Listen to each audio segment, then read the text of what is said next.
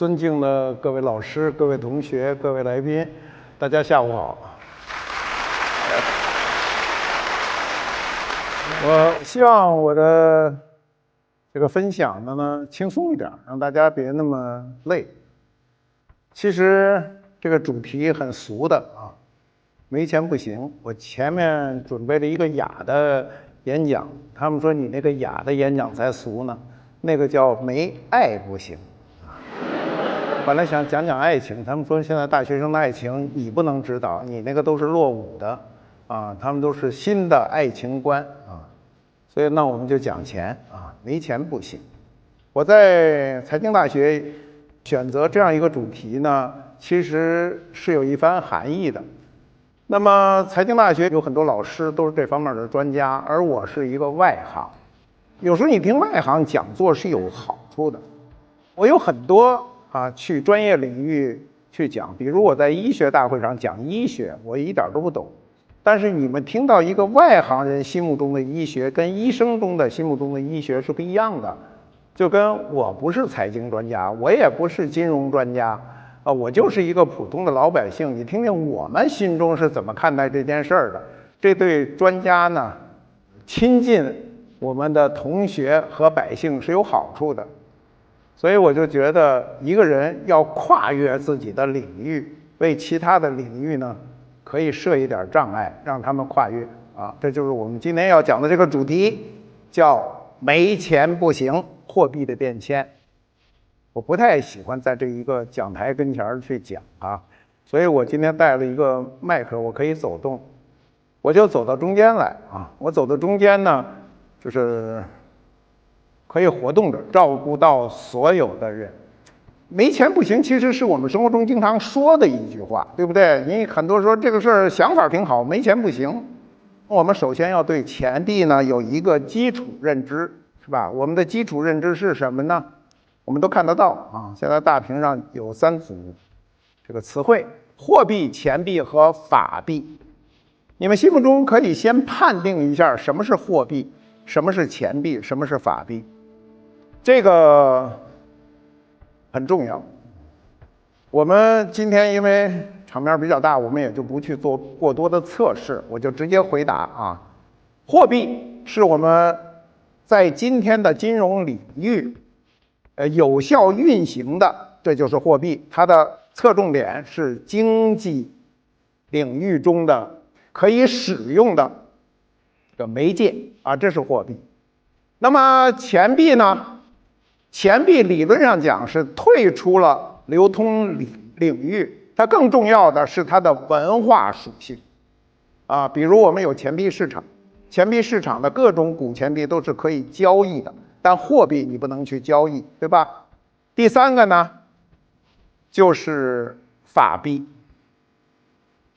法币呢它是一个浓缩的词儿，它应该全称叫法定货币。理论上讲，我们使用的货币都是法定货币，可是我们现在不太用这个词儿，是因为法币曾经在80年前给中国人民造成了巨大的伤害，所以我们就回避了这个词儿。我们可以在网上搜到一些照片挑着担子去买东西，担子里全是钱，那就是法币时代。那么法币时代大约是什么时候呢？是1935年的11月份一直到1948年的8月份，这个时候是法币时代。当时民国政府控制不了局面了以后呢，就在48年8月把法币给禁止了，换了一种钱。这种钱呢它只使用了1年时间，就是金圆券。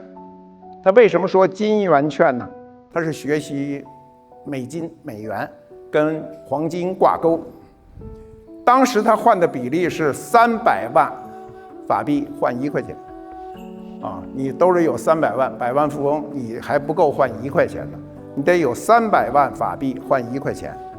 在法币时代已经失去了信任价值每天都在变化。在那个时候，民国法币最不值钱的时代呢，当时有一个民国很轰动的事儿，就是我们岁数大的知道，年轻人不一定知道。我们曾经的中华人民共和国的副主席荣毅仁的父亲被绑票案，这个绑票案呢，在这个上海，连续报道了1个多月，因为荣毅仁的父亲叫荣德生，他被绑了1个多月，寻求赎金，来回来去的拉锯。那么绑匪的提出的第1条要求就是不要法币。你可见那个钱有多么令人伤心，连绑票的人都不要，他要什么呢？要美元或者等价黄金。这个故事非常复杂，我在那个官复都督里讲过。今天时间关系，我不能讲得很复杂，但是我告诉你，他一开始想要很大数额100万级的美元，最后谈到50万，后来又转赖，又加了10万，一共60万美金。60万美金，在47年、48年的那会儿，我觉得比现在肯定是比现在600万美金多，我觉得差不多顶现在6000万美金这样一个数额。那么后来交完赎金所有的警察什么全扑上去，也没有抓到绑票人，人也跑了。荣家呢，很多人就让老爷子去报案，老爷子当时也70高龄了，他说不需要就是我是破财免灾的，他们对我很好。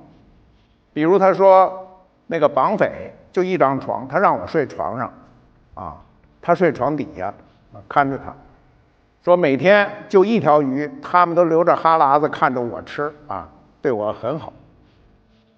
所以那时候道义有道，但是那个时候提出来的一个非常清晰的概念就是不要法币，这就是一个货币当它失去了信用的时候有多么的不值钱。我们看看这个货币我们人民币，我们的港元，这都是法定货币。看看钱币，退出市场的过去的纸钞和我们的半两和我们的银元，这都是我们曾经的货币，一会儿都会涉及到。我们再看看当年的法币和金圆券一发都是1万块钱1张你们现在兜里没这么大的钱。那我们要重新认识一下这个钱了今天我说钱是什么？你说钱不就是我兜里这点老不够使的东西吗？这不就是钱吗？对，这是钱。但这个钱为什么叫钱呢？它不叫别的呢？我们可以先看看钱是人类有文明以来发明的最大、最普及、最高效的社会交流介质。我下了一个定义那么它是人类的精神财富，它不是物质财富，但是它可以迅速转化为物质财富。这是我们对钱先下一个定义。那么古人说什么呢？诗经里说命我众人，志乃钱帛，眼观志异。什么意思呢？就是让我这个底下所有的人准备好这个农具钱帛是农具，然后呢看我们收割的这个景象。所以呢这个钱最初是一个农具。我们可以看到它右边这个图你们是左边对不对？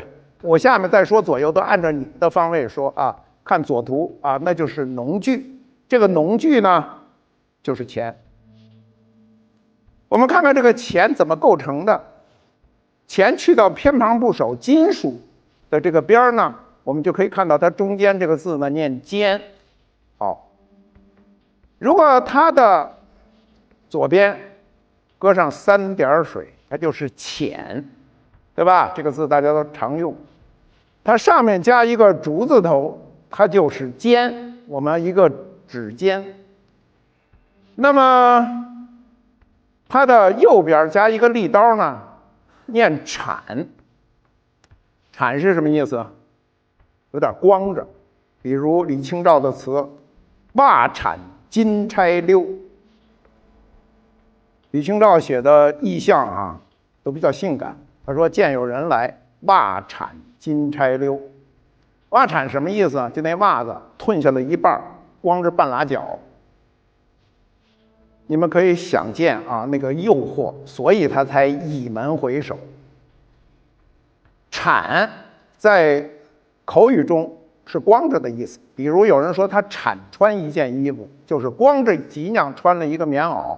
过去我在农村的时候啊，看到农民经常产穿，里头什么都没有，光着身子就一棉袄，绳一扎就出门了。比如牧区，有人说他骑马产骑，就是没有鞍子，他就骑上去了。所以产也是光着的意思。但我们再看盏，盏是浅浅的，茶盏和茶杯是两个概念。记住，凡是有这个尖的，一定是薄薄的、浅浅的意思，组出来的字就是这个意思。所以我们说茶盏一定是浅的，深了你可以叫茶杯、茶碗都可以，但是你不能叫茶盏。那么我们的古钱呢，也是薄薄的一片。那么钱本身又是从农具转过来的，那我们就记住了这个钱，这个钱还是很形象的。那么与钱产生的有6个重要的字啊，它依次为贝、布、货、权、宝、钞，这个顺序基本上是我们货币的一个顺序了。我们过去啊，你们这个财经大学肯定都学经济嘛，你学经济有一个必读的嘛，就是识货制啊，历朝历代的识货制。识就是你吃的这些食品什么的，货就是钱，并不是货物。我们今天其实对钱呢，应该有一个认知，这个认知就是钱是一切文明的前置。我们历史上古今中外产生了无数巨大的文明，钱是一个前置。我们是有钱以来啊，没钱的时候另说，我们远古的文明啊另说。钱诞生以后，钱就作为所有文明前进的一个前置，它必须得有这个东西，要不然它没法推动文明在前进。我们老说一句话，就叫视金钱如粪土。视金钱如粪土是有权有钱的人的追求，不是穷人的向往，对不对？我没钱，我天天说视金钱如粪土，这不是这个状态，而是一旦你有了巨额财富，或者你有了巨大的权利的时候，你可以选择视金钱如粪土。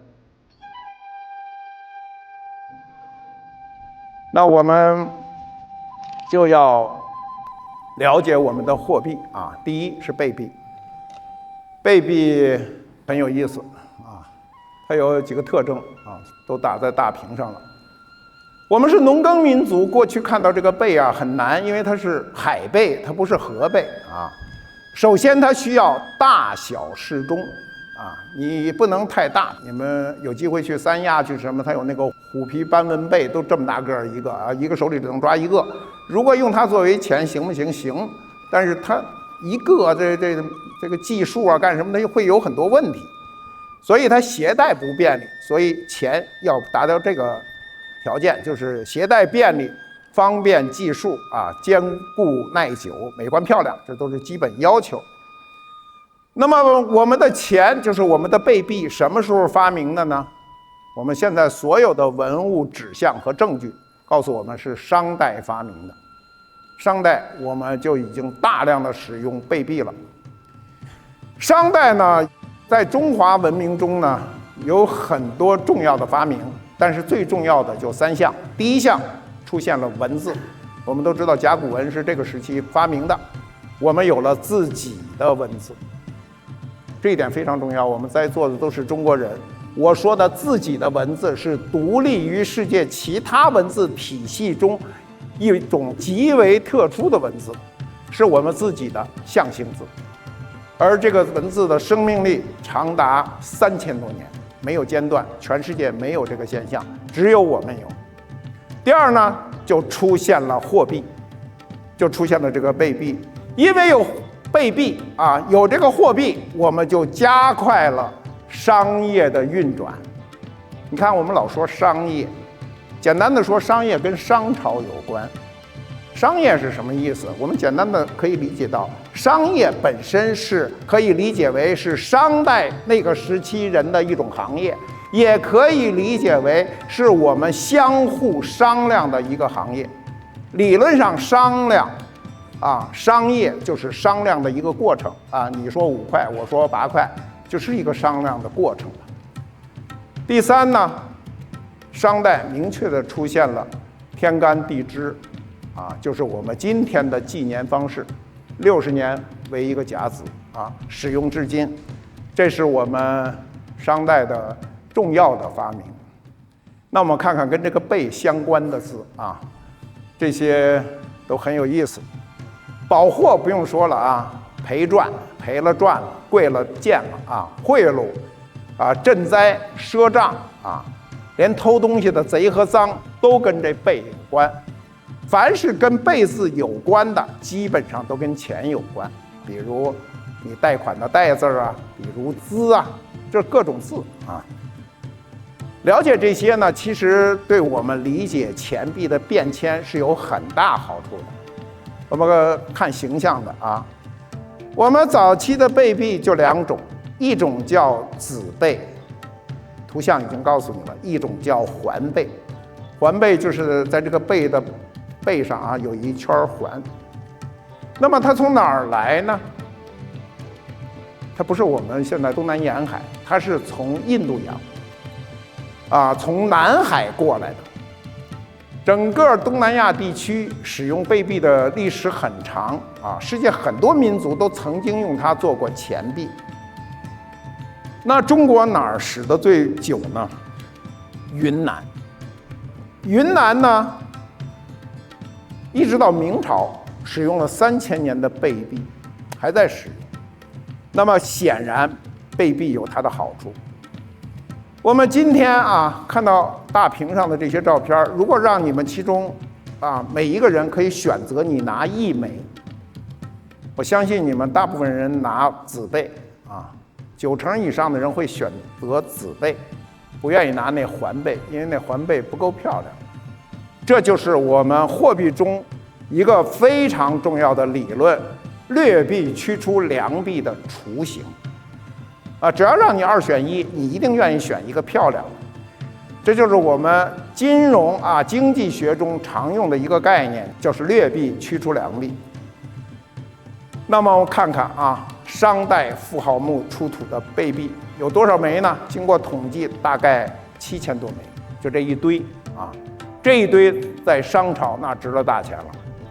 那我们再看看西汉的云南出土的贮贝器，这种贮贝器就出土了很多。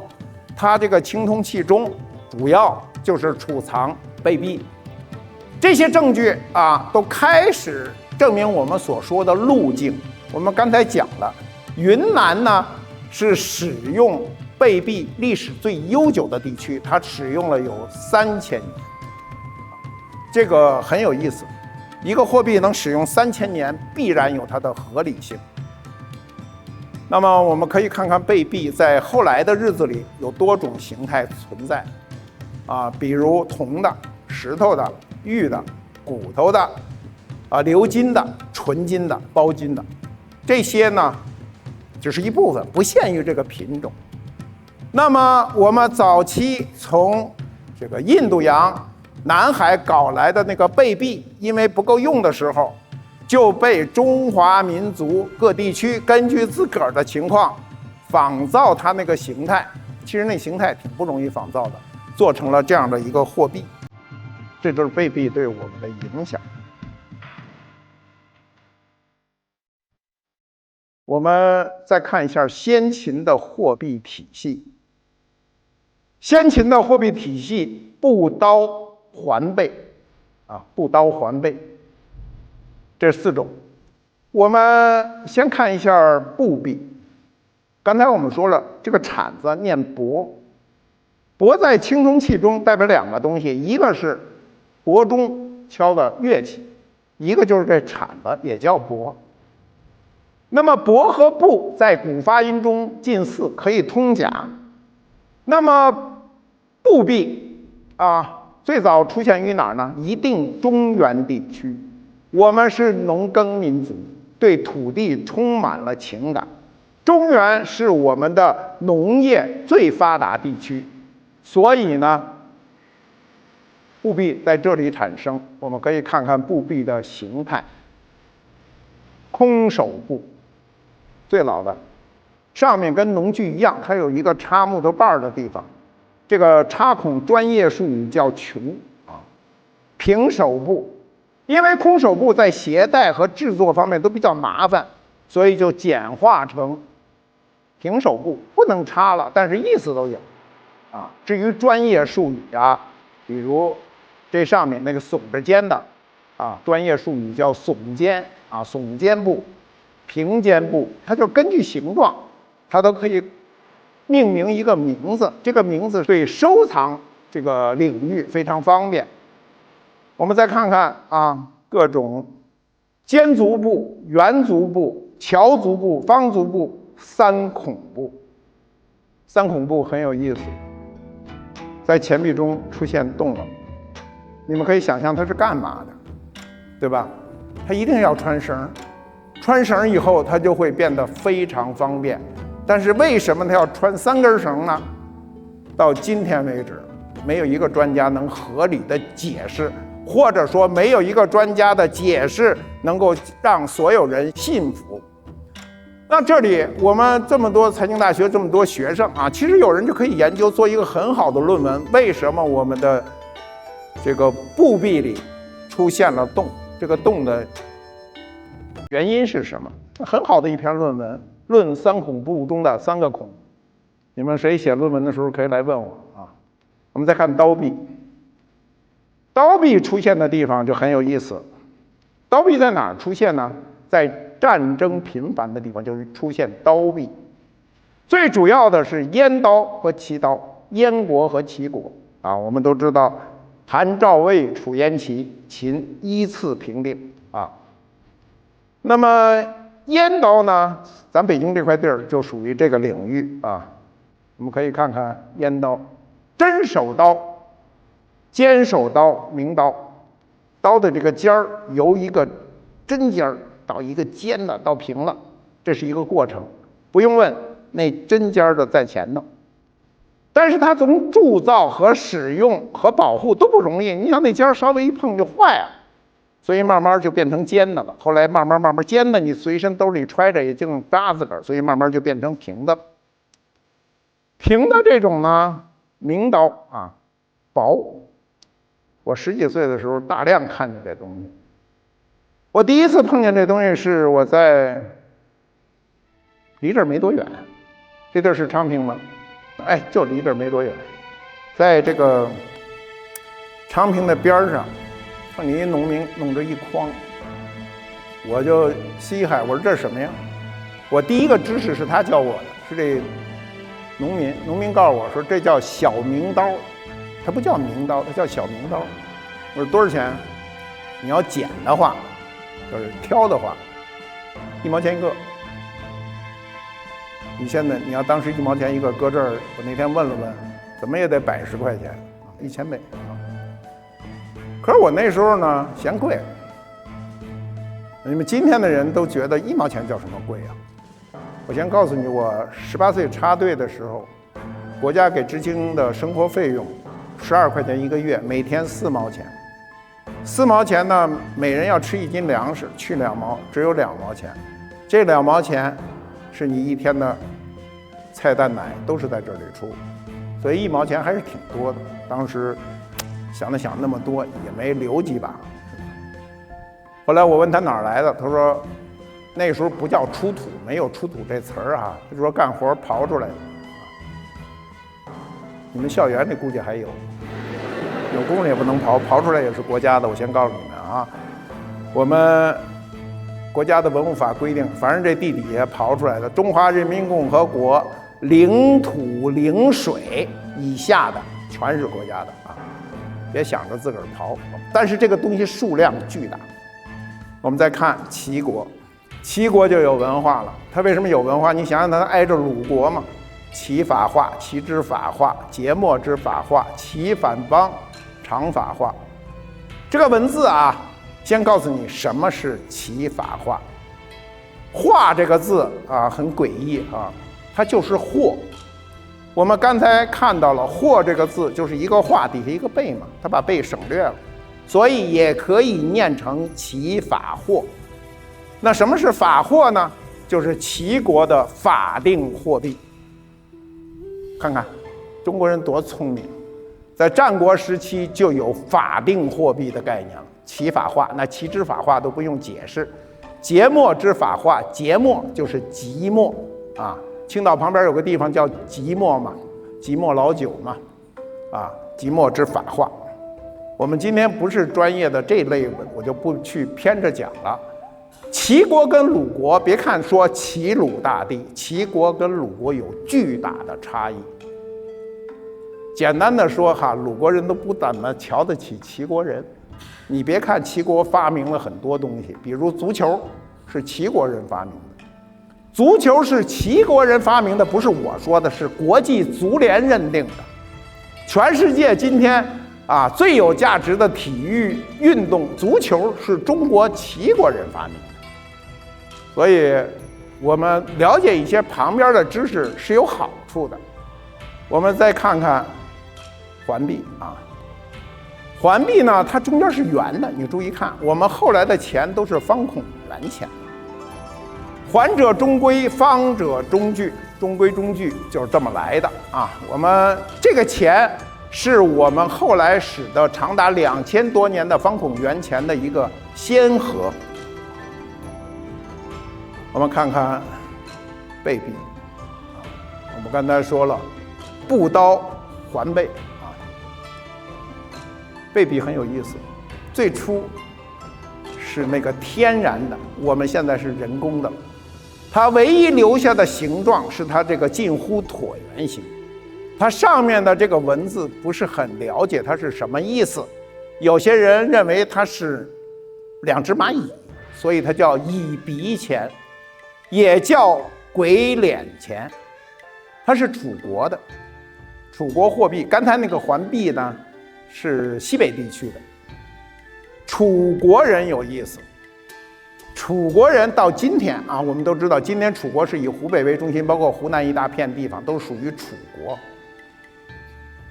楚国有一种近乎巫的思想，所以他说他喜巫敬鬼。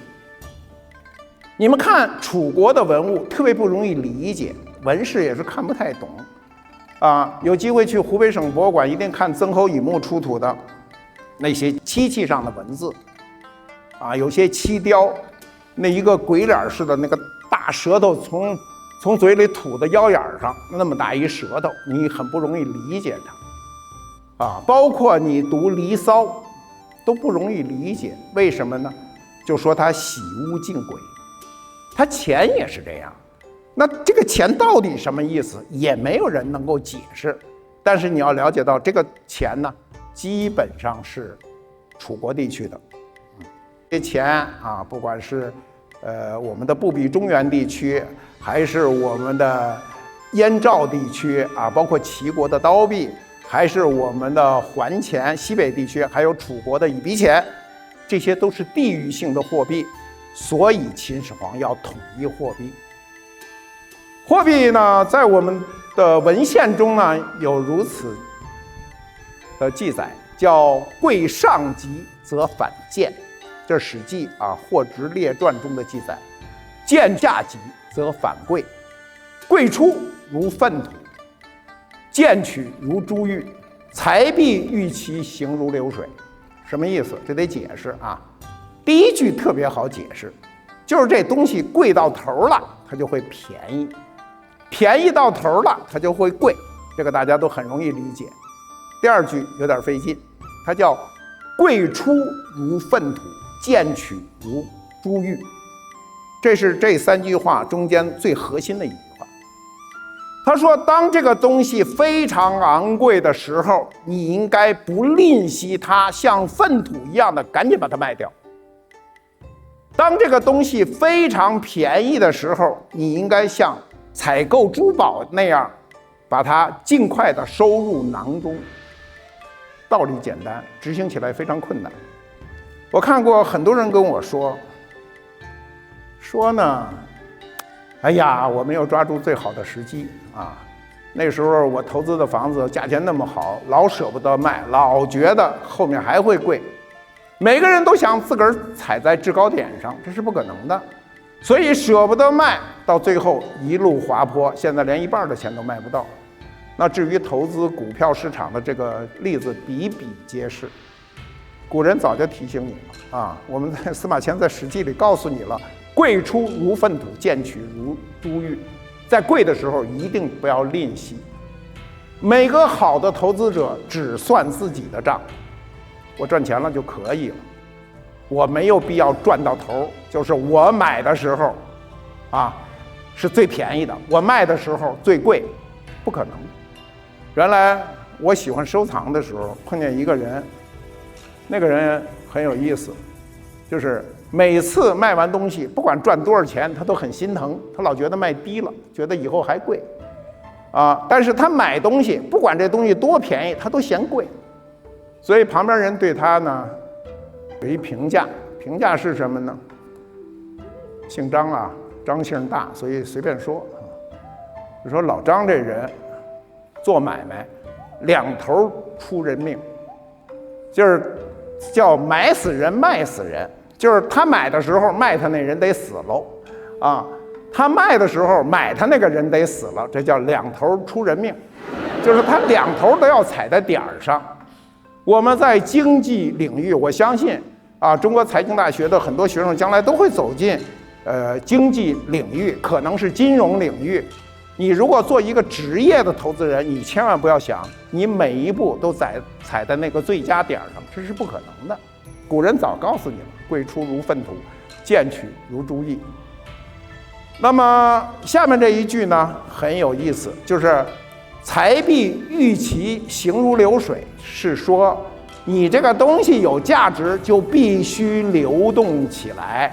所以到今天我们金融中有一个最常用的概念，就叫流水。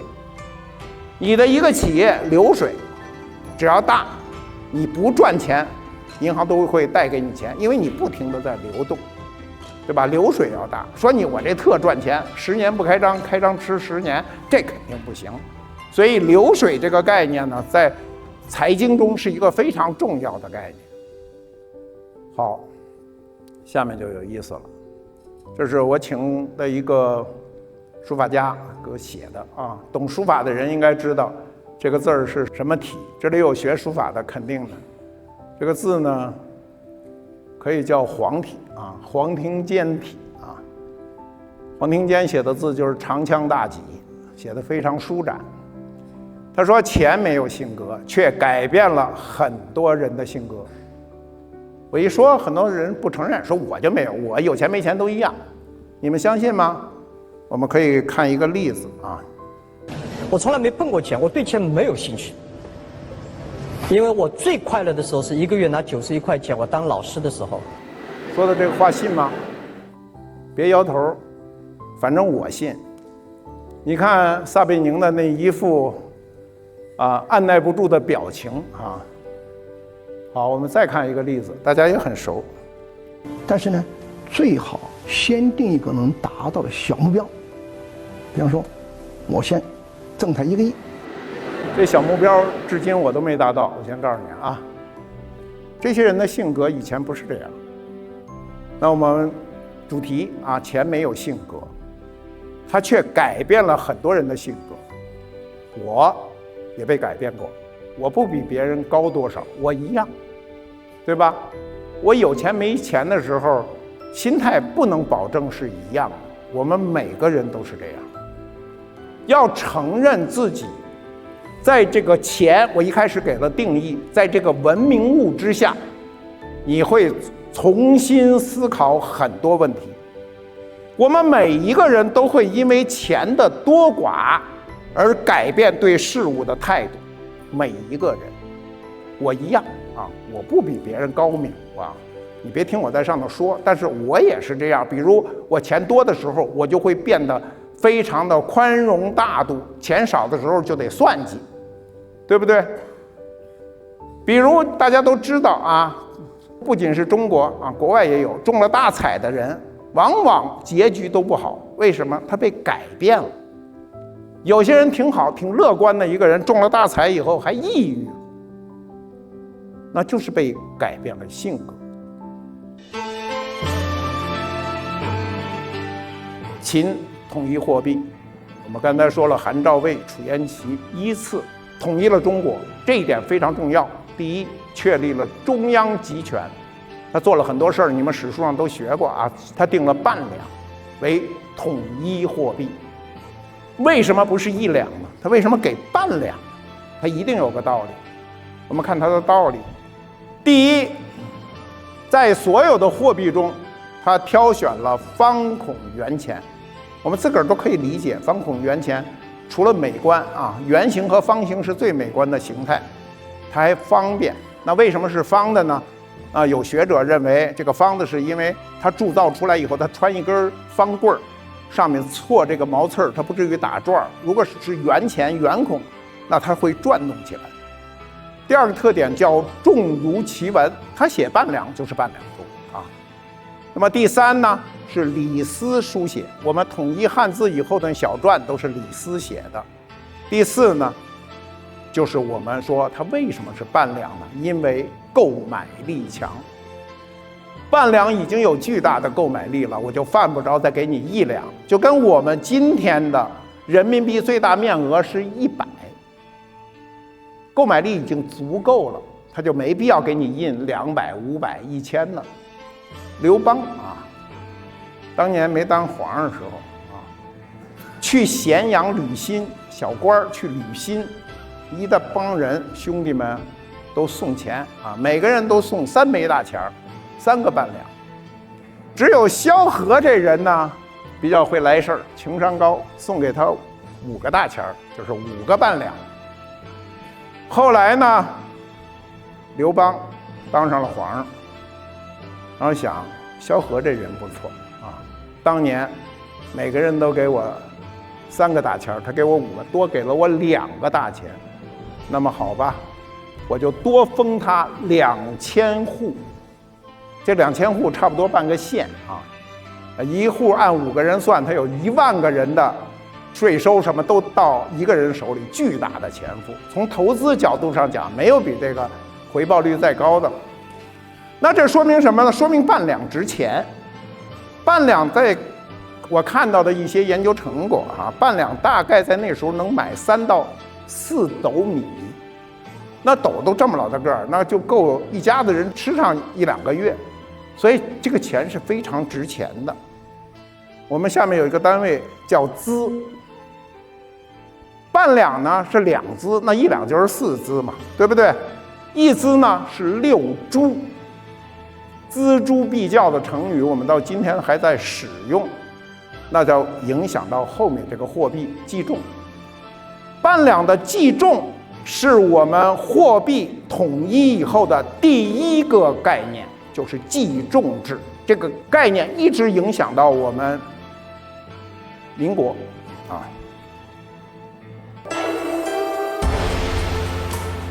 我们看看进入5铢时代，铢也是重量单位。那么半两呢是2资，那么理论上讲呢，半两是12铢。它为什么给切割成5铢呢？就我们刚才说的，半两价值太大啊，大部分人没法花。你比如我1个半两买4斗米，我就想买1斗的时候，我这没法买，对吧？那么5铢钱就出现了。5铢是中国人啊最伟大的一个货币发明。5铢这个钱，由于它的合理性，它是世界上使用时间最长的货币，长达7个多世纪。我们没有一个货币啊能够有这种寿命，它有，就证明它的合理性。那么5铢并不是汉朝一开始就有的，是汉武帝发行的。那么从汉朝初年到汉武帝发行5铢钱，中间间隔了84年。我们都知道汉朝两汉400多年，它实际上已经过去了1/5。那么在汉初的时候使用什么样的货币呢？你看半两，他不使半两的，使半两刚才说了不好使，钱太大。注意，在那个时候没有辅币概念，我们今天的货币主币、辅币，我们主货币中还有100元、50元、20元、10元的，那时候没有，就一种钱。所以汉文帝的时候就发行了一种货币叫4铢半两，他就把这个钱呢重量减去2/3，剩了1/3，4铢半两，它还不到半两的一半，那么这个钱就变成很多人可以拥有。汉文帝呢，刘恒啊，他当时还发了一条政令，允许所有人私铸货币。他为什么允许私铸货币呢？是因为我们早期的货币是计重制的，只要你的重量、成色跟我一样，公平，你的钱跟我的钱是一样的。那么他允许私铸货币以后，他就带来一个问题，我们最后会讲到，它就是去中心化。货币不是中央政府发的，你们都可以铸，只要你成色是一样的。那好，这就使中国的经济高速运转起来了，出现了无可争议的帝制史上的第一次盛世——文景之治。文帝刘恒、景帝刘启呢，前后39年，使这个国家非常的富饶，发展起来了。这是其中重要举措之一，就是我把钱减重了，让更多的人有钱，让更多的人有机会去交易，然后我还允许你们都私铸铜钱。等文帝的孙子啊，孙子上来的事儿都麻烦。汉武帝上来的时候呢，第一件事儿，中央收回铸币权，你们都不许铸了。为什么不许铸了呢？确实也有问题。当私铸货币可以的时候呢，每个人都会偷工减料，越铸钱越薄，越铸钱越小的。中央一发火，你们谁都不许了，我来。那么5铢钱在汉武帝的时候就发行了，那么他选用5铢，你看前面是4铢，那个半两可以忽略不计啊，他加了1铢，5铢钱。第一是大小轻重呢适中，这么大小拿着也方便，重量也合适。第二呢，它形成了一个小平钱的概念。什么叫小平钱呢？就是基准钱。从5铢以后，所有的钱的折算都是以这个钱为基准，比如一个比50个，一个比100个，是这个意思。第三呢，它在造型上出现了锅，外锅，看到没有？半两是没有边儿的，对吧？5铢钱是有边儿的。它为什么那个半两没边儿，5铢钱必须加一个边儿呢？中国人太贵了。半两钱他收回去以后啊，他晚上拿那锉刀锉一点铜沫下来，比如他一个钱上他锉1/1000，你看不出来这钱照花，但是1000个钱里他就锉出一个钱来，他把这个铜融了，他就干别的去了。那你没边儿，他一锉你不就没辙吗？那么后来有人发明说，我给你弄一边儿，他没法锉，一锉边儿没了我就不要了啊。所以他就发明了这个外郭，也是中央政府对货币的一个管制。我们可以看到海昏侯啊，前一年大家都看见了啊，挖掘出来的比较大的墓葬。我们建国以来啊，汉墓10墓9空。汉墓不是我们建国以来才挖，历朝历代都挖。为什么汉墓10墓9空呢？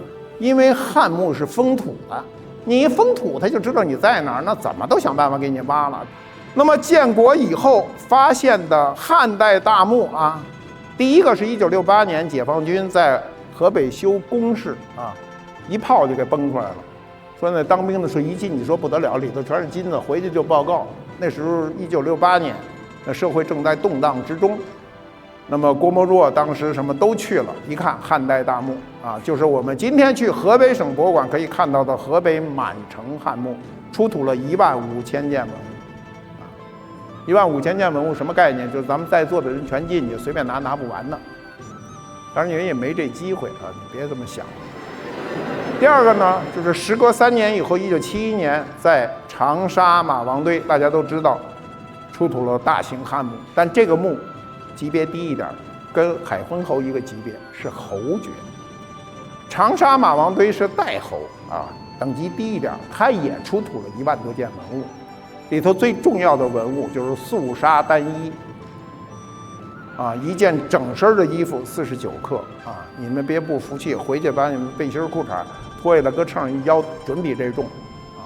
那是一全身的衣服，只有49克。后来，这个请国家之力，这些年拼了命的想仿一件，最后仿出一件还多了3克。一开始怎么也不明白为什么，就是古人就比我们聪明。后来找着原因了，也不是他比你聪明，是因为汉代时候养的蚕个小，吐丝早，那丝吐的细。你今儿这蚕都大了，你比如现在养那猪都个大啊，过去那个农民养的猪100来斤就算大了，现在那猪长个好几百斤，就跟一个道理。那个蚕长得大，丝吐的粗，所以你怎么也弄不出它那个来啊。那么第3个，南越王墓。南越王墓特别有意思，因为它保留了挖掘的现场。大家去广州的时候，一定腾出半天功夫啊，就到南越王墓博物馆看看。它可以下到墓道里去看，它因为在市中心，不会太耽误你的时间。南越王这个人很有意思，南越王他不是南方人，他是河北人啊。南越王呢，他是被秦国派过去的，秦灭了以后呢，他不爱回来，因为他在那儿鸟语花香当一方皇上。他对中央政府称王，在那儿称皇上。为什么他称皇上呢？因为出了一方印，上面写着“文帝行喜”，那肯定是僭越嘛。那么第4个，就时隔30多年以后，就发现了这个海昏侯的墓啊。这个墓葬里出土的东西大家都知道，金饼、麒麟经，这些金的东西啊，麒麟金啊、金饼，它不是作为钱币支付的，它是作为库存、上交乃至送礼都可能的。我送你一个大金饼，它有没有价值？它有明确的价值。我们知道汉代啊，从汉武帝元寿5年（公元前118年）到唐高祖武德4年（公元621年），长达739年时间，整个这么大一个国家统一使用五铢，可见这五铢的合理性。没有一个货币有如此之长的寿命。我们今天残存的啊这个痕迹，有机会去泰国，泰国的货币叫什么？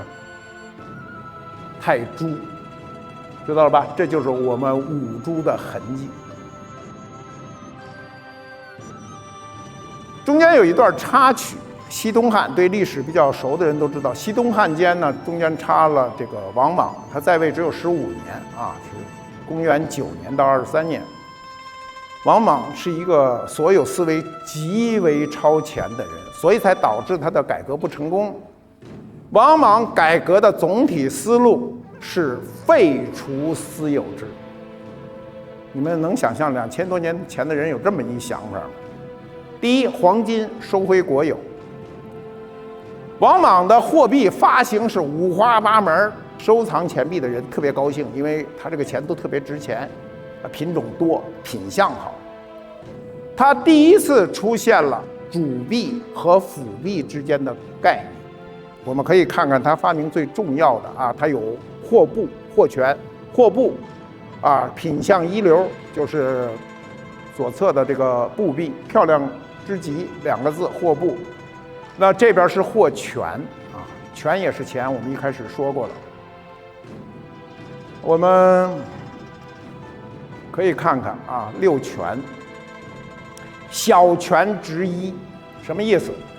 这个就值1个啊，腰权、右权啊，中权、壮权、大权50，大权值50。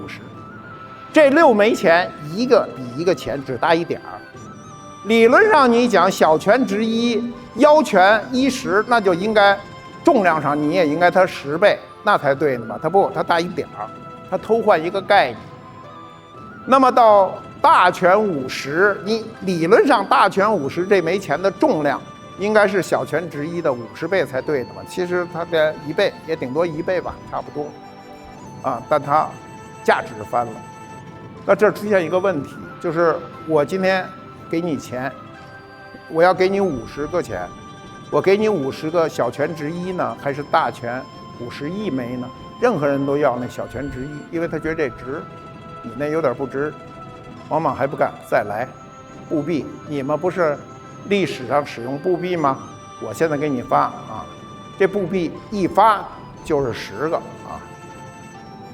这10枚布币呢，现在在钱币收藏市场上啊，就很难凑齐，一旦凑齐的都比较贵，小布100，腰部200，右部300，序部400，插部500啊，中部600，状部700，地部800，次部900，大部黄签。最后一个，什么叫大部黄签呢？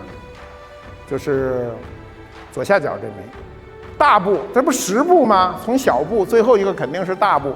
黄是衡量的衡，通假。我这一个等于1000个，是不是耍赖？我宁肯拿那小的，拿一口的我背着沉，我也不愿意拿你这轻的，不值。在这种货币改革中呢，就是有点急功近利啊，不考虑市场的接受度，所以导致它的货币改革呢失败。它还不过瘾，7刀500，这一个顶500个，上面是一个小圆圈是吧？底下加一个刀，因为我们历史上有刀币嘛，还是借用了这个文化概念。然后呢，不过瘾，把上面那2个字儿一刀这2个字儿嵌进1点金，因为战国到汉代中国的这个错金银的技术特别好，这个钱币漂亮之极，一刀平5000。平就是平衡的嘛，交换的嘛，这一个刀等于5000个，还不过瘾，叫国宝金贵值万，那一枚值1万个，这都是王莽发行的法定货币。收藏钱的人最喜欢是这金错刀，因为金错刀上面有黄金，黄金很少一点，有诗嘛。金错刀在这个从汉到唐，大量的诗人都把它入诗，比如美人赠我金错刀，鲁迅先生都引用过，原文是何以报之英琼瑶。鲁迅说，美人赠我金错刀，我赠美人猫头鹰，好像什么玩意儿。那么下面的问题啊，你看看，海昏侯的金饼啊，一个是汉金1斤，这个我历史上见过很多啊。我挨个腰，它都是在250克上下，差1-2克。汉金跟秦金是一样的，都是250克。国宝呢，金贵值万呢，它是等值的，就是说我发你这个小铜片子啊，这一铜片子上圆下方的这么一个铜片子，跟旁边那金饼是一个价值。这一个金饼就值1万枚5铢。那我这个国宝金贵值万也值1万枚，这个贵字啊，就跟我们柜子的柜是一个通假字啊。那我们现在可以选择一下，在座的人，每个人有1个机会，你们愿意拿哪个？对吧？那你看，都指着那大金饼，大金饼你很清楚啊。250克，今天的黄金市场大约是1000块钱1克的话，那25万块钱，最次我得有这钱，对不对？那我现在可以告诉你们，你们全拿错了。今天海昏侯这种金饼在市场上你要看的，大概钱就在25到30万一枚，就这个钱，比黄金贵不了哪儿去。但是国宝金贵值万，没有100万你是买不到的。那说明什么呢？说明文化的价值，因为这上面国宝金贵值万，它是一个文化的证据，证明我们在2000年前在西东汉之间动荡的年月，被一个统治者制造出来一个极为特殊的货币。这个货币它保留了那个时代的改革的所有的信息，所以它值这么多钱，它比那个金饼值钱。而且我们今天找国宝金贵之万，就说我不在乎钱，我现在说你给我找个10枚8枚找不来，很难的。但是你要找那金饼，挺多的。你看看海昏侯那一个墓葬里出土多少，对吧？所以文化的价值通过文物是可以直接体现的。那我们下面啊，我们老说汉唐，中间虽然有三国两晋南北朝啊，还有隋，我们说汉唐呢，是指我们汉和唐之间是可以衔接的，开元通宝，很有意思吧？老看电视剧，唐玄宗李隆基和那胖妞的故事是吧？开元通宝呢，我们都知道啊。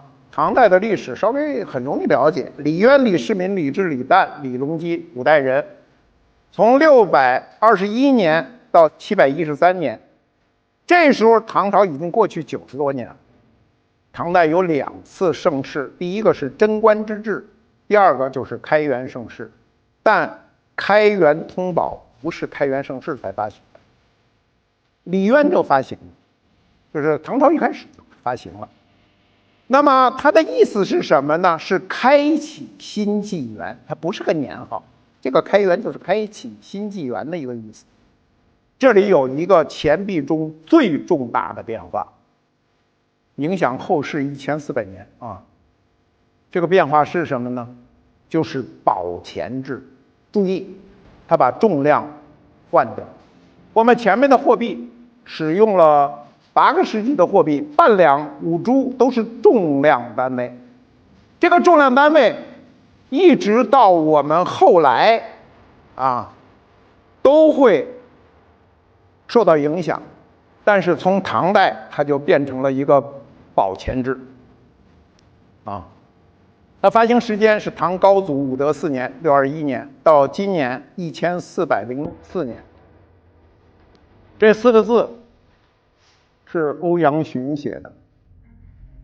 欧楚颜柳，唐代楷书4大家，宋代苏黄米蔡行书4大家。宝钱制执行了1300多年，也非常伟大的发明。它的寿命长啊，它这个寿命是文化寿命，是中国人的聪慧赋予它的文化寿命，所以它长。再有一点呢，它实行了10进位。你知道我们的重量过去啊都是16进位，你们想过为什么一开始它不采取我们觉得很容易理解的10进位，而采取16进位吗？16进位是可以掰开的，比如16一掰8， 1/2嘛，再一掰4，再一掰2，再一掰1，就是16进位，它是可以准确的把它切割的。10进位不成，我一掰是5，我再一掰就是2.5了，它就不是那么准确嘛。但是到了唐代，这个10进位啊，10进制呢，形成了我们的2钱分毫，叫我们今天说不差分毫的，就是从这儿来的。那么10钱为1两，10分为1钱，10毫为1分，这是一个划时代的贡献。这些对我们后面的人呢，会有极大的影响。那到了宋代，宋代我们都知道是一个文治的时代啊，统治者标明与士大夫共治天下啊，文人活在宋代是最幸福的啊，不管你犯多大事儿，也不会丢了命。那么宋代由于皇上老提倡啊文治，所以宋代就有了御书钱。什么叫御书钱呢？就是皇上写的。你看看这个宋太宗赵光义写的啊，宋徽宗赵佶写的啊，还有宋理宗赵云写的，这些都是他写的钱啊。淳化元宝、大观通宝啊、崇宁通宝。那么我们看看大观啊，大观很有意思，看到了没有？所谓小平钱，就一个顶一个，那后面它不叫平，它叫折，折也就是折算，一个意思。那一个重量并不是它2个重，但它等于2个，等于3个，等于5个，等于10个。哎呀，说到这儿，我忽然想起一个故事。我20几岁在琉璃厂，那时候我喜欢古董，老溜达。那时候百废待兴，80年代改革开放初期，在琉璃厂待着呢，老能碰见那些夹着包裹着货的人啊。你说你那东西让我瞧瞧什么？那天我碰见一农民，不大一包，挺老沉。我说你这什么玩意儿？货币，全是钱币，各种钱币。然后我也不怎么懂，他拿去到那个收购部卖，人收购部说我们不收啊，这我们有的是。他是没见过国家那库里这玩意儿有多少，说你这卖废铜去吧。那个年月啊，废铜只要是铜到了废品收购站，3块钱1公斤收购。他说他这个呢有30斤，实际上是15公斤嘛，15公斤拿到那个废品收购站呢，理论上他能卖45。废品收购站绝对不可能给他这钱，他得打折扣，说你这些都锈了、有土啊、乱七八糟赖着，给不了多少钱。然后他说你买不买？我3块钱1斤卖给你。那3块钱1斤卖给我，那30斤不就是90块钱吗？我拎着没有分量感啊，我拎着，我说你这哪有30斤？就这么一疙瘩。然后他说咱要去啊，我记得可清楚了，我就拉着那农民就跑到了东琉璃厂的东头，那个当时那个地方还不是古董店，都是菜站。那过去副食店都挨着，那个门口就搁着一个秤，还是那种牌秤，往上一搁，那个还被人家那个女售货员呲了我们一顿，说哎，什么东西你都往上搁，一腰还真整30斤。然后呢，90块钱啊，没买，先告诉你没买啊，要买了我就不说了啊。但我请那人吃顿饭，拉旁边小餐馆，我说呢，我现在都忘了我是请他吃的什么包子还是烙饼，都记不着。那时候请客吃饭，就是要是包子，就是买几个包子，吃完了喝碗汤就走了。他是千恩万谢的啊！我跟他说了半天，我也没买，因为我不知道这一袋钱都是什么东西，什么钱。最后呢，他说：“哎呀，我也别白吃你一顿饭，你抓一把得了。”我就抓了一把。回家呢，晚上把它拿出来，就是那大关通宝第1枚，看到了没有？里头有这么一枚。这一枚前日子拍了一枚，拍了50多万嘛，我白来的，但我不知道哪儿去了。我到现在再也找不着了。当时抓了好几枚钱都不一样，但是有一点后来我就明白了，我抓了那钱全是送钱，送钱特别多，5铢钱也多啊。我讲课挺卖力气的，讲着讲着瘦了呢，瘦了以后这裤子往下掉。啊，那么你可以看到啊。小平钱可以叫折1嘛，折1、折2、折3、折5、折10，这是大关通宝的一个钱，凑齐这5枚钱，还是挺不容易的。我先告诉你们，最贵的就是折5，不是那个折10，也不是小平啊。我们再看一下，少数民族，辽、西夏、金、元跟我们宋代基本上是平行时期，他们的钱跟我们的钱都差不多，都是一个形制，方孔圆钱。注意看，第1枚辽代的钱叫天禄通宝，第2枚西夏的钱佑元宝，第3个就是金代的大定通宝，第4个是至正通宝。你们注意看，它读的顺序不一样，前2枚是悬读，就是顺着时针方向，先上，再右，再下，再左。那么后2枚呢，十字读，先上后下，先右后左。我们中国人写字都是往左行的，所以古文中经常说什么什么如左，比如要求如左，就跟现在我们说要求如下是一个意思。那么我们看看明代啊，明代这个白字的地方啊，反白字的这个朝代里呢，明代是17朝16帝啊，我们都知道正统和这个天顺是一个皇帝。凡是反白字的都没有发行货币。我们可以看到明初啊，洪武、永乐、宣德3朝形成了盛世景象，建文只有4年，洪熙1年，所以在前面这5个朝代有2个朝代不发行货币也是很正常的。我们今天在史书上你看不到永宣盛世这个词，其实永乐、宣德时间中国也是盛世。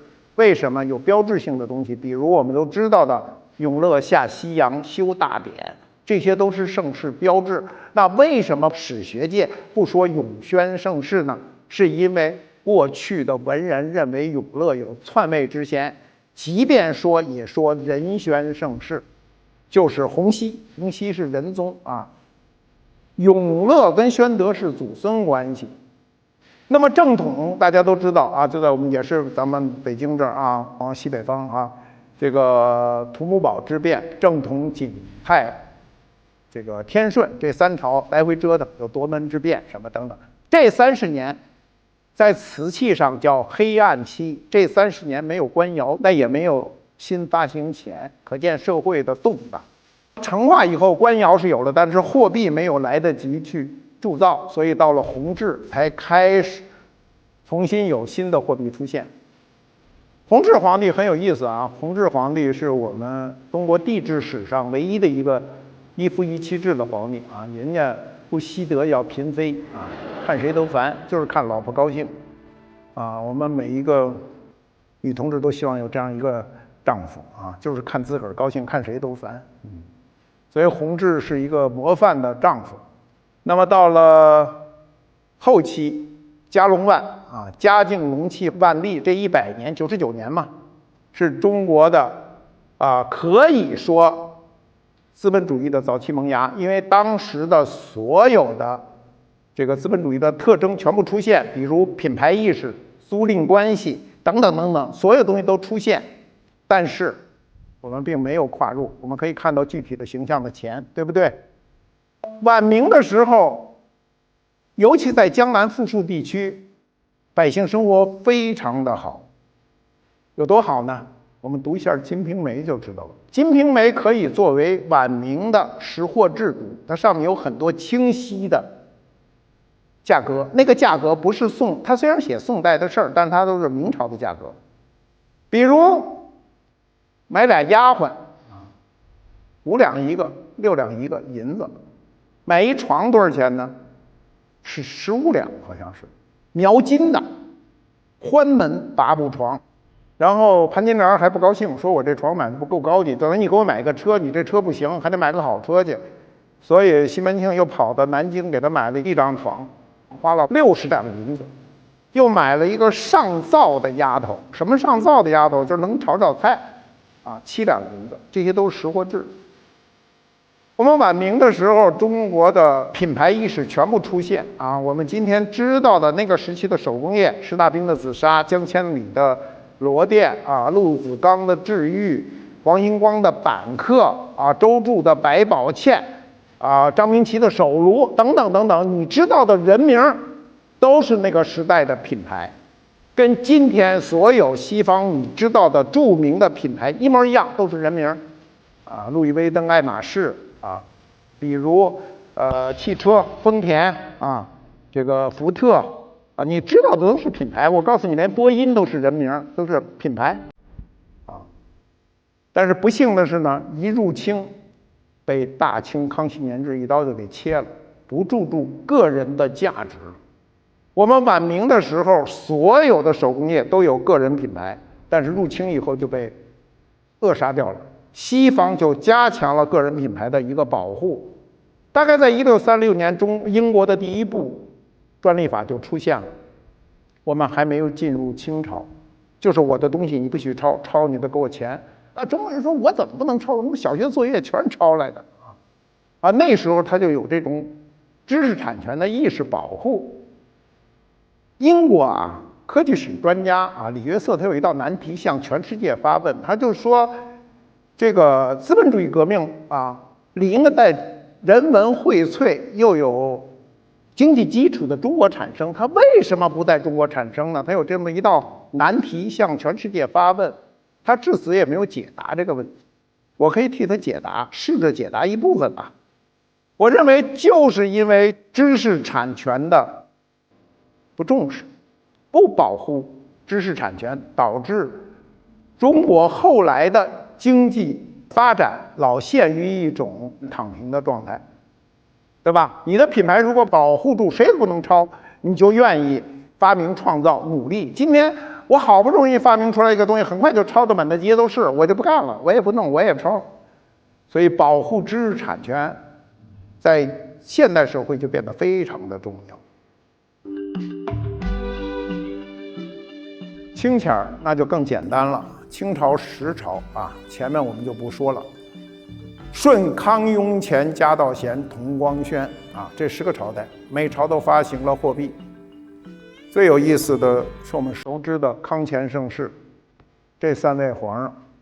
先讲一个故事，乾隆呢有一个老师叫朱氏，大他将近50岁，是3朝元老，康雍乾3朝都是重臣。雍正元年的时候，雍正皇上一当上皇上呢，就把这朱氏请来教乾隆本事。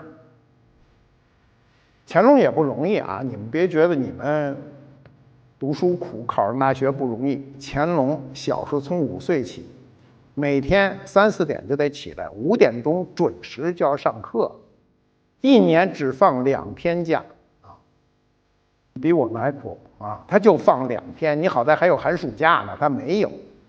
背的时候特别苦啊，比如说今天啊，你大学给我背诵，错一字重新背啊，等等等等。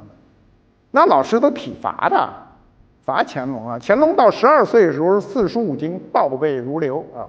我今天不相信谁能背。那么雍正就跟朱氏说，哎，说你教不教他？他不是最终都是个帝王吗？这朱氏直接就顶撞雍正，说我教他就是个明君，不教就是个暴君。您说怎么着？雍正说那你就好好教啊，好好教。那么乾隆25岁啊，他爹走了，他爹雍正皇帝。今天我们也不是讲这课，雍正特别辛苦。乾隆登基那年呢，他的老师呢就很高兴了，乾隆登基，他老师还在。然后当年秋天，马上有人报乾隆说朱氏病重。那乾隆一听就急了嘛，就说要去看看老师，马上备轿，那就有人先通知。朱氏第2天就去世了啊，但是朱氏更衣从病榻上起来，在门口迎接乾隆。君臣有别，你别看他大将近50岁。然后乾隆一进屋呢，当然肯定是免礼的，就跟他聊。朱氏说啊，我没有白教你，终于看你成为一国之君。25岁啊，雍正那时候已经体现了他的励志的成就和他的早期财富的积累。就是乾隆登基的时候呢，国库里已经有3500万两白银库存了。朱氏告诉他说，国家到了这份上啊，你来作为一国之主的时候，无非就2件事儿，4个字，无非就是用人理财而已，其他事你不用管。你用谁，你怎么管理你这财富。说国家到了这份上，一定有人鼓动你加富，因为社会都比较繁荣嘛，就多收税嘛，让国家更有钱。他说此事万万不能，你要让民众有机会养息，那怎么办呢？还富于民，免税。于是啊，人类文明史上最牛的事儿就出现了。乾隆在他执政的60年间啊，有5次全国免税赋。这一年没有人征税，这一年全国免税赋。第一次呢，他还有点慌，他怕一免财政受不了，就他分了3片，用3年时间，今年免这片，明年免这片，后年免这片。那就是乾隆10年、35年、43年、55年、60年，到他退位那年，平均12年一次全国免税赋。那他退位的时候，国库里还有多少白银呢？刚才说了，他登基的时候国库里有3500万两，他退位的时候国库里有7000万两白银。他免掉了多少呢？免掉了15000万两白银。如果他不免，全搁在国库里，他国库里得有22000万两白银。这是中国历史上在全人类文明中，作为一个统治者做出最伟大的决定。所以我们到今天还可以回顾那段历史，一直说康乾盛世，过去也说乾隆盛世，这是中国历史上唯一突破那个魔咒。魔咒是什么呢？40年。中国历史上的盛世40年是个大限。比如文景之治39年，开元盛世42年，就是大概这个数它就崩了，2代人走过就忘了。唯独康熙晚年，可以从康熙收复台湾那一年算起，康熙23年到乾隆退位100年，这是中国历史上最辉煌的时刻。那么物极必反了，咸丰看看这钱，可怕吧？他不好好给老百姓发钱了啊！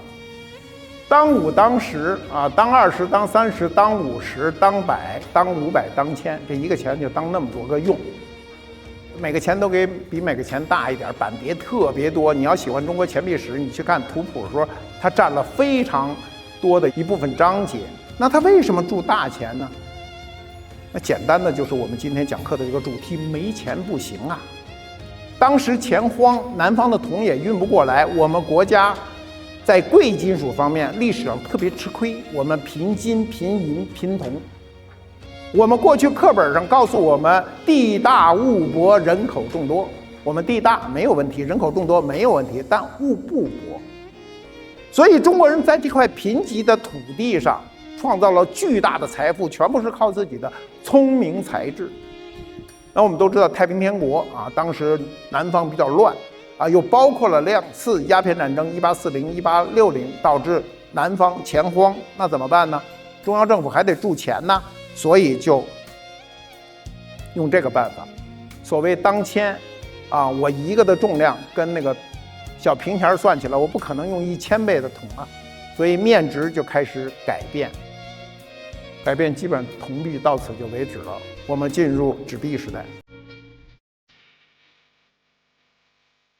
纸币时代就这么个简单的飞钱、交子、宝钞、官票唐宋元明清可以看得很清楚。唐代的飞钱，严格说唐代的飞钱呢不算钱，它是唐代中后期出现的一种汇兑凭证，它是定向的，就是我给你可以，我给别人不认。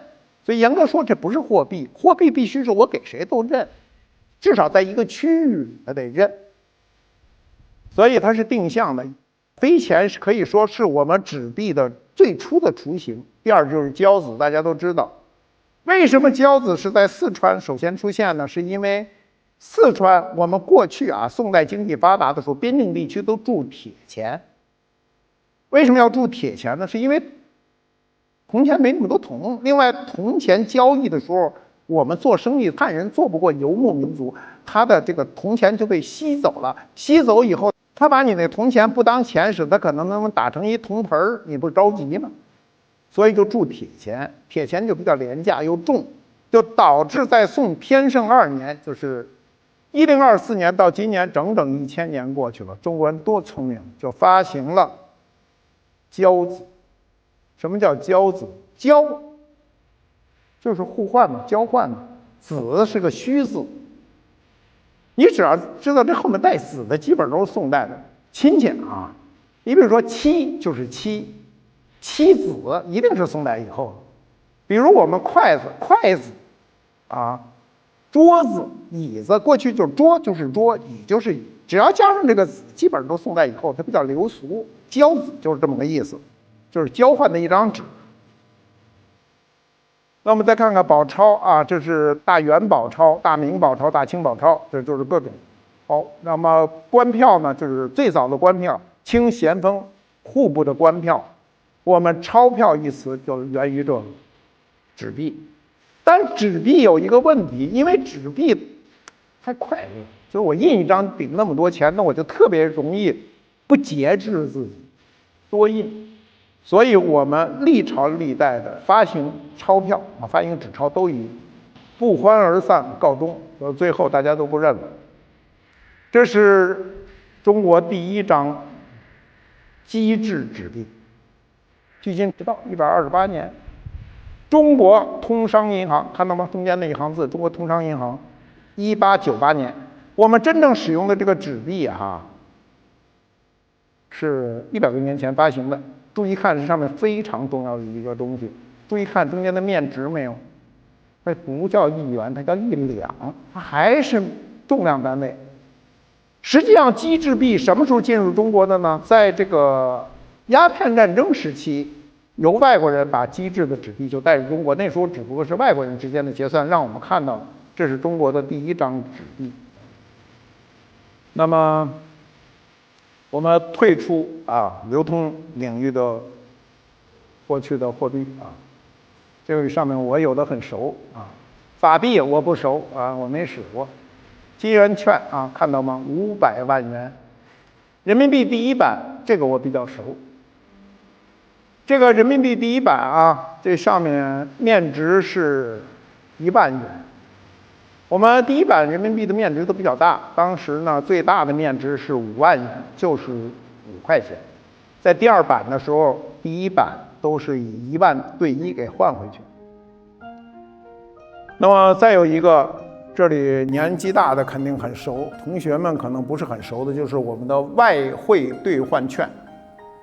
这个钱背后有一行字。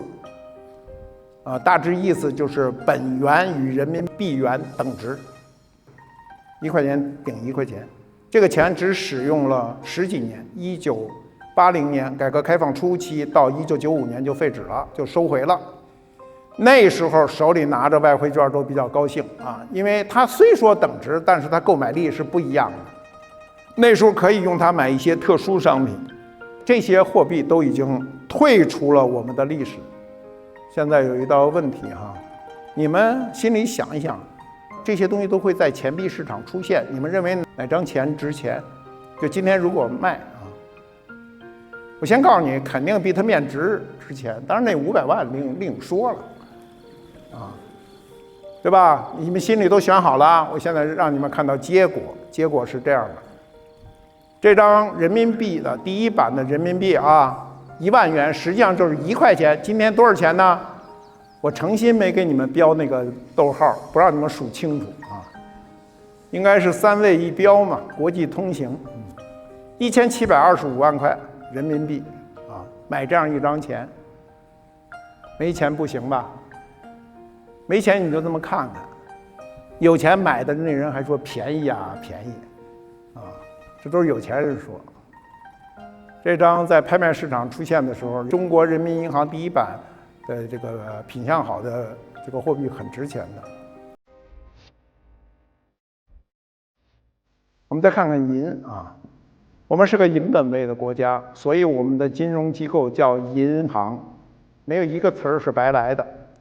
银子作为主要货币进入交易呢，它实际上是明清普及的。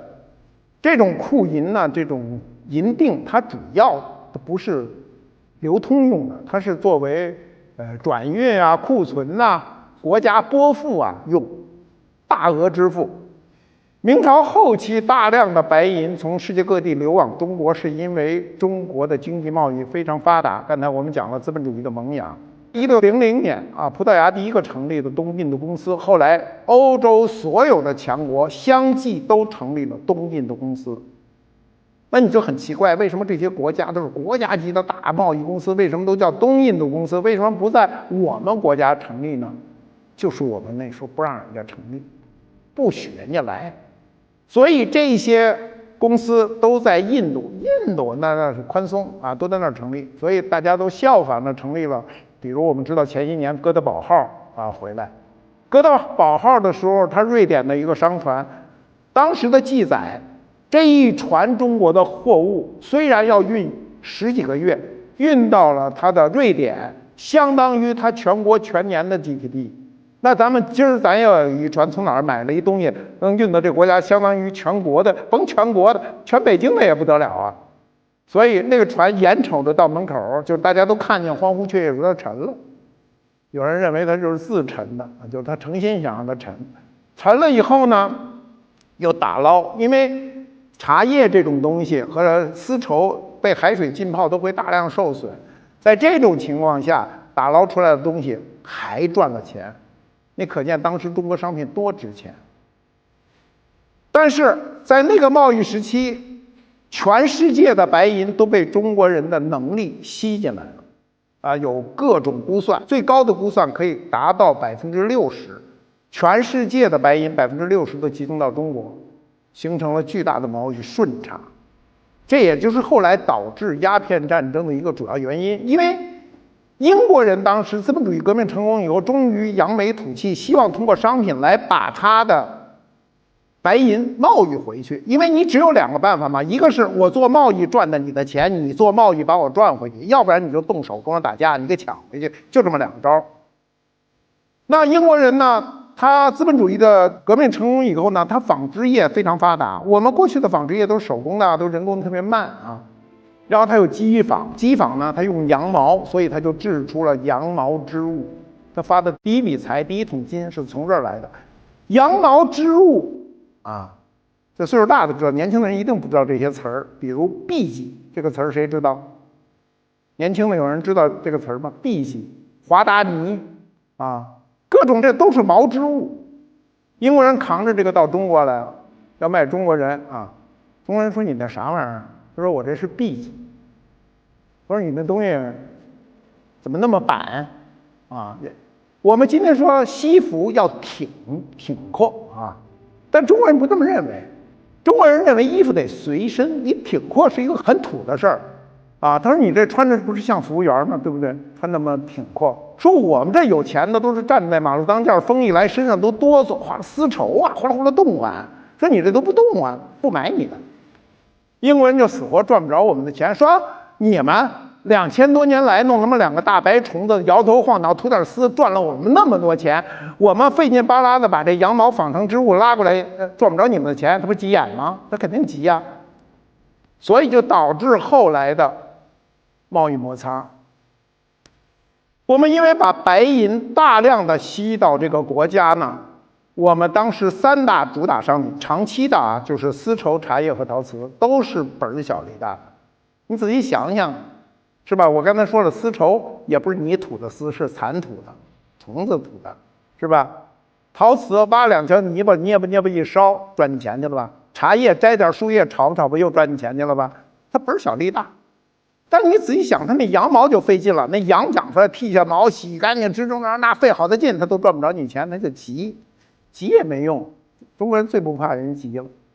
这些银锭大部分都是官复博物馆的收藏啊。插播广告，就是大家有兴趣有机会啊，抽出时间到官复博物馆看看，很多东西都能看到。多看博物馆对你一生是有好处。我们再看看碎银，碎银子，现在不有一歌吗？什么为了碎银几两？我估计这里年轻的人都会唱。你看看那些库银都被切割了，那些银壳子啊都是交易中用的。因为银锭的价值太大，使用不方便，它不方便支付，所以才有了碎银子。有数据啊，《红楼梦》《金瓶梅》大量的提供就是买卖之间支付碎银子。《金瓶梅》全书啊有456笔经济往来，其中430笔是用银子支付的，90%以上，铜钱支付只有26笔。占个5%吧，所以我们今天老说为了碎银几两，那为了碎银几两，为什么呢？还是我们今天讲课这个主题，没钱不行，得有钱。我们进入了银元时代，银本位就推波助澜，出现了银元时代。银元时代是机制币时代，它跟铸造币完全不同，它非常规范。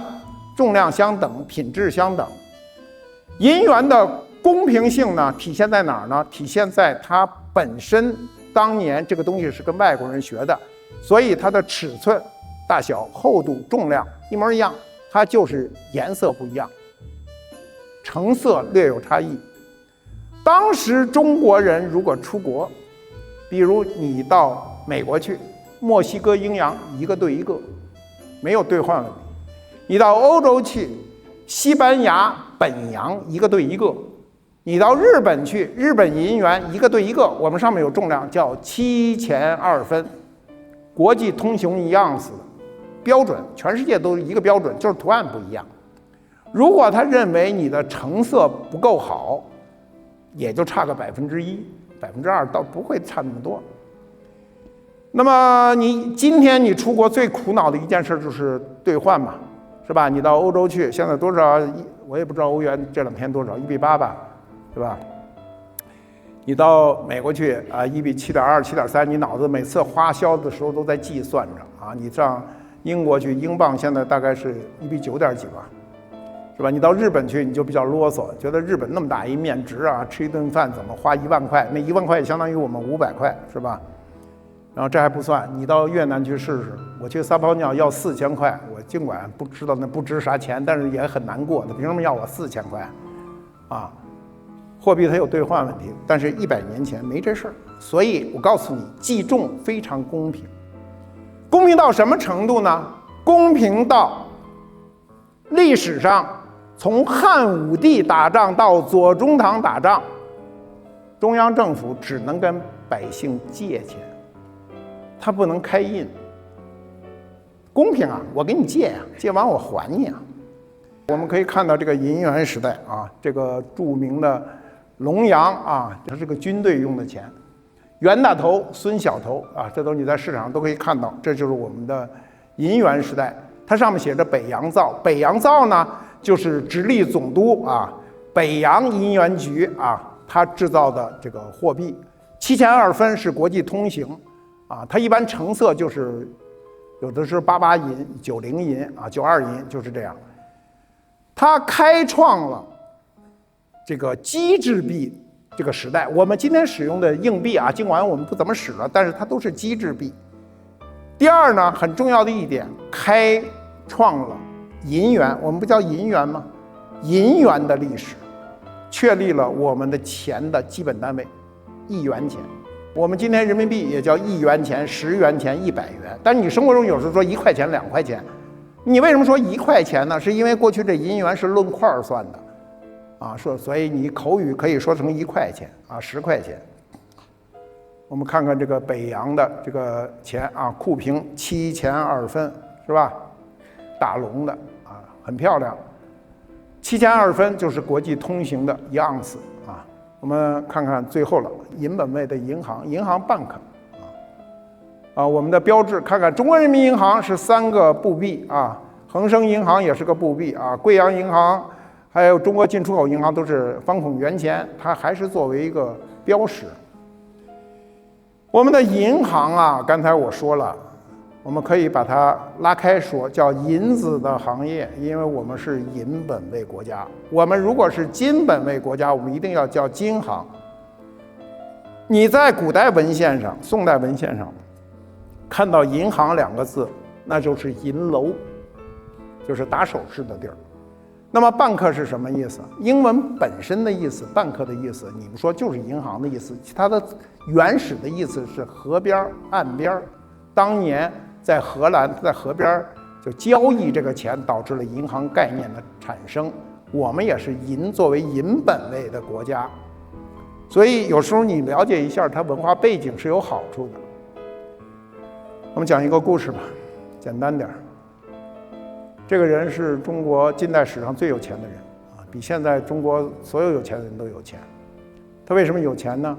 讲2个事儿。第一个事儿是他早年是个理发的，在鼓浪屿，在厦门，然后跑南洋，碰见一个人说：“小伙子，你这个理发一辈子也就弄个手艺，说你要想发财得做生意。”他说：“我做生意没钱。”说：“没钱我借给你。”但是你得表示一个决心，把你这剃头蛋呢全给我扔到海里去，然后拿着我这钱破釜沉舟的去做生意，给了他5块钱，5块大洋啊。这个黄一柱就去做生意啊。中国人聪明啊，几年以后成为东南亚首富啊。过程我们就不去说了，你们可以去查去。那么后来上个世纪初排华，他就带着钱就回到了中国，回到了厦门。他带回多少钱呢？数据都不统一，我看到最多的是说他当时带回了9000多万美金，就是1个亿美金。你知道100多年前1个亿美金什么天量的价钱啊？今天1个亿美金也是大钱。然后他就在厦门发展当时最发财的行业自来水公司啊，那时候刚开始有自来水，银行啊、什么交通啊，他什么都干，房地产。你们如果有机会去厦门鼓浪屿旅游的时候，鼓浪屿宾馆那5座楼都是他的，我进去看过。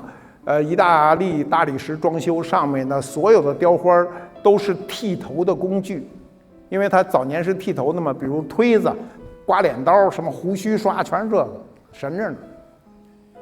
这是第一件事，是他回来以后呢，为母亲过寿。过寿呢，现在我们就找一大宾馆、一大房间，那时候没有，就是在露天找一空地儿搭大棚。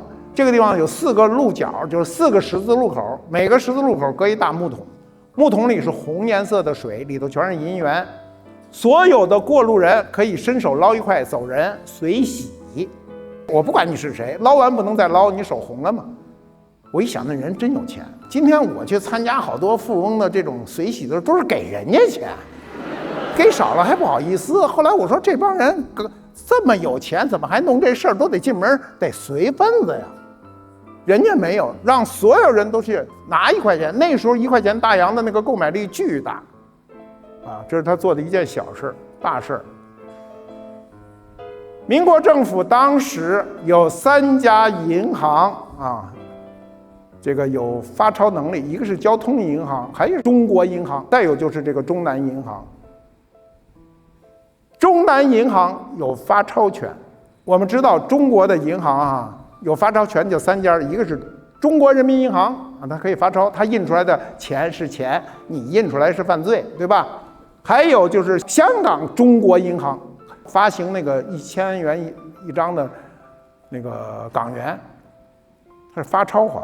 那发钞行你连问都不问，全是国家的。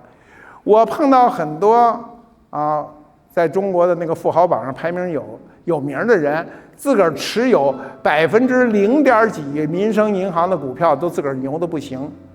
我告诉你，黄一柱，中南银行是3大发钞行，他拥有70%的股份，你就知道这人有多有钱啊！今天我就不相信有一个个人能拥有一个发钞行的70%的股份，有可能吗？没可能。但是在中国的历史上啊，100年前中国就有这么牛的人。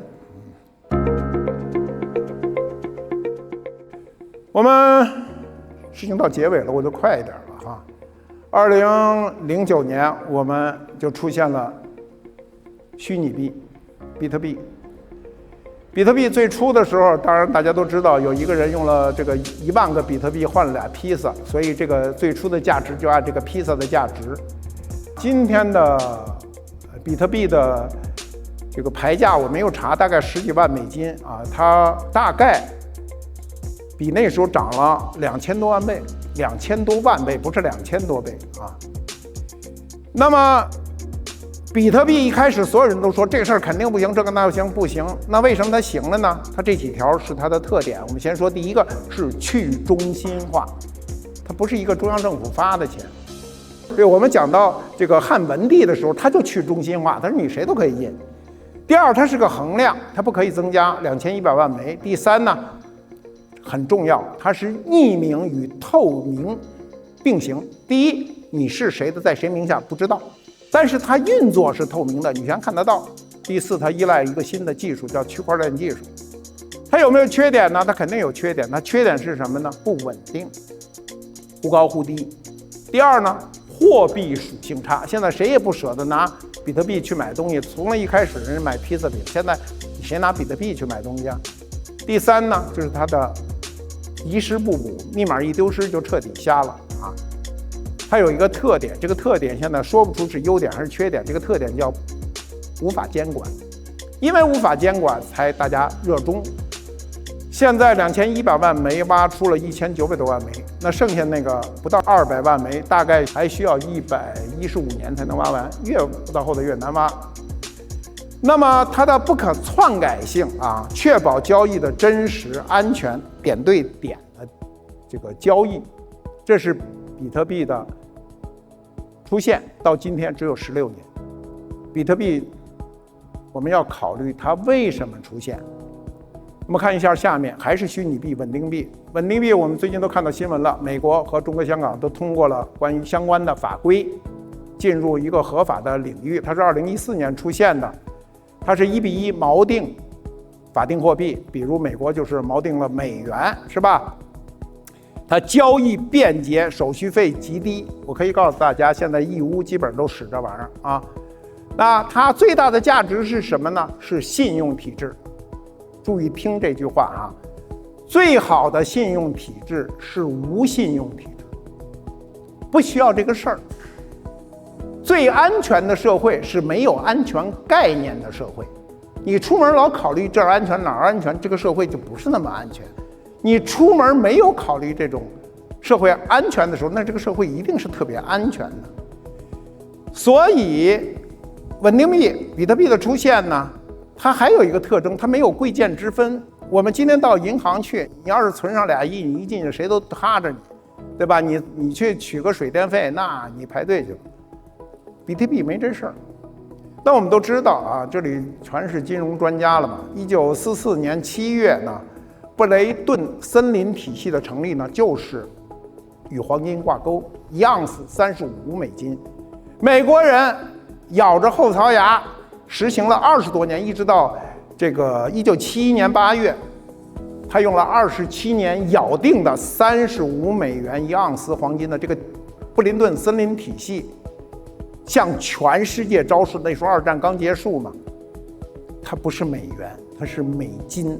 所以我们到今天，好多人嘴里张嘴就说美金，我有200美金，他不说200美元，为什么？它跟黄金挂钩。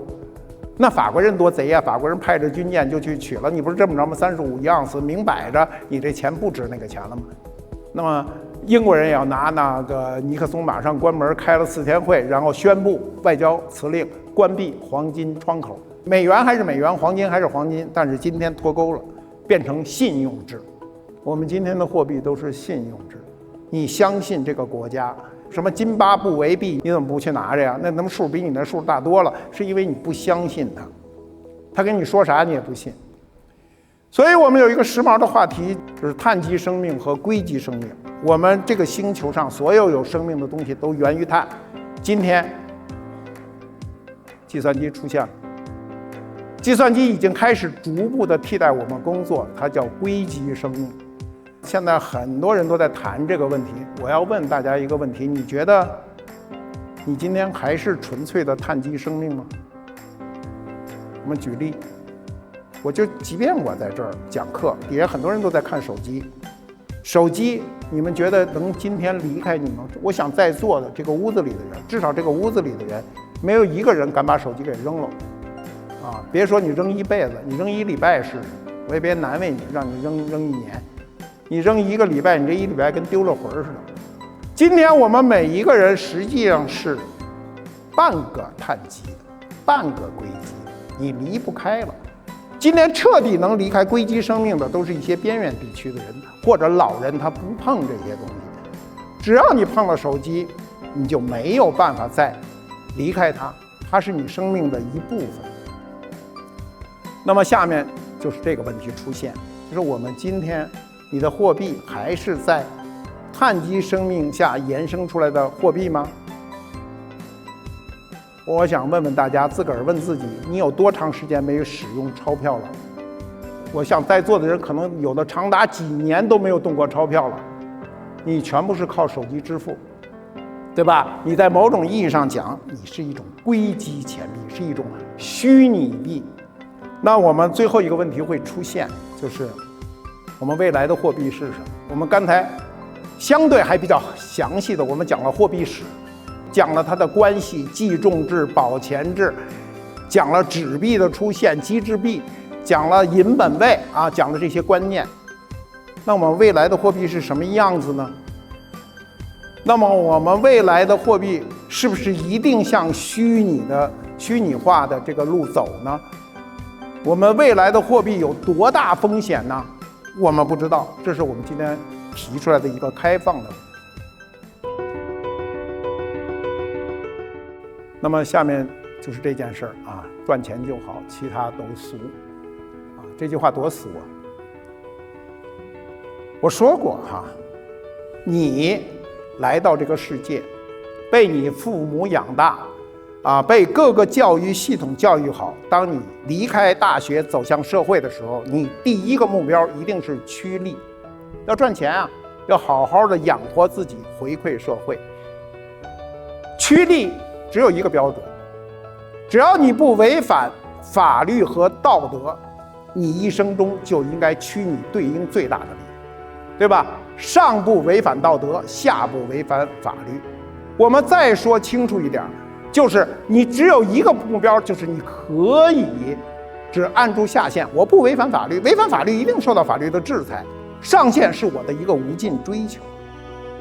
第二个阶段，我开始趋名，就是当你有对应的钱，比如有人发了财，是吧？比如有人有一份好的工作，对应的利不是你想象的成为世界首富，非得进福布斯排行榜，不是，就是你有一份安定的工作，我对我的收入和工作都满意，这就叫对应的利。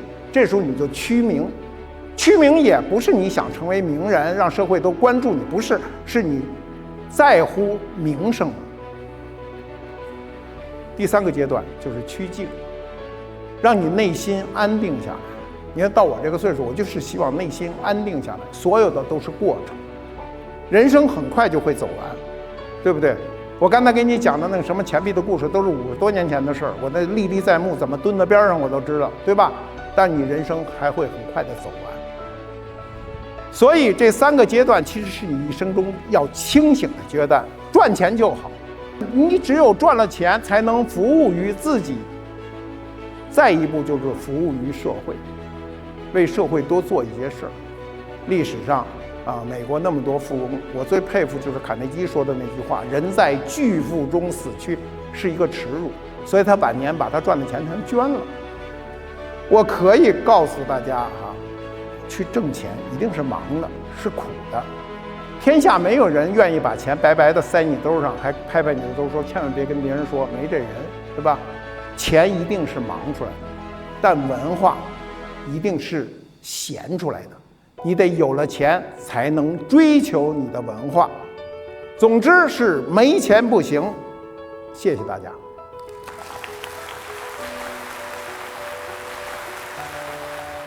没钱不行，货币的变迁。